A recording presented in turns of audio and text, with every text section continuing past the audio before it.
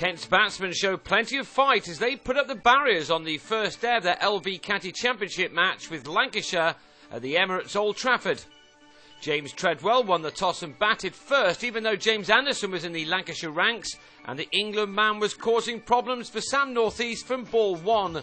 These two edges both came in the day's first over, as Treadwell may have just wondered if he'd got that decision right. Anderson produced a peach in his second over, one he thought was good enough to catch the edge of Rob Key's bat. The umpire thought otherwise.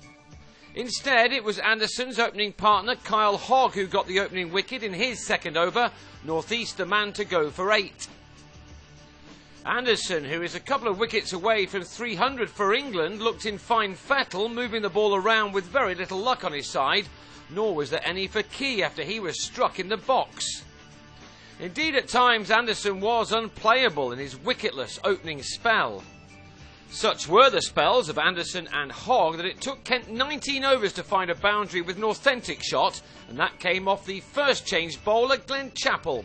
With the ball losing its shine, batting naturally got a little easier for both Key and his partner Brendan Nash, a man who's begun this season in very good form with back-to-back 50s in the high-scoring draw at Leicester last week.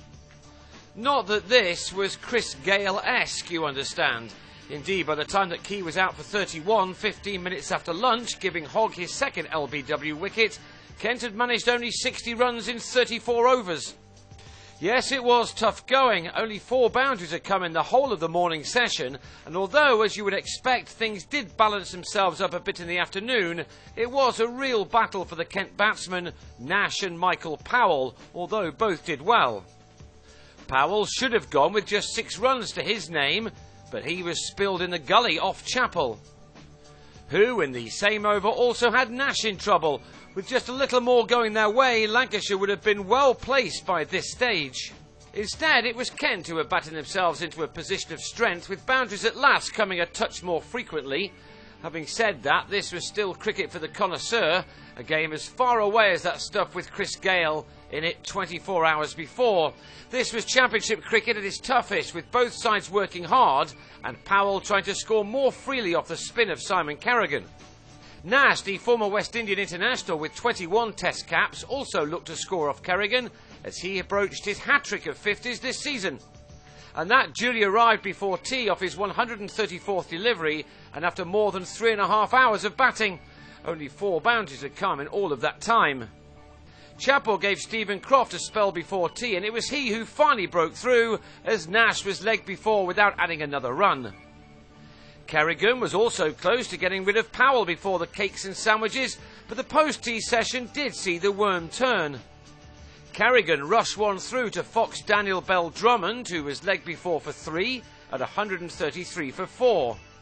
And after a brief partnership of 18, Darren Stevens edged Hogg behind, Gareth Cross taking the catch rather coolly.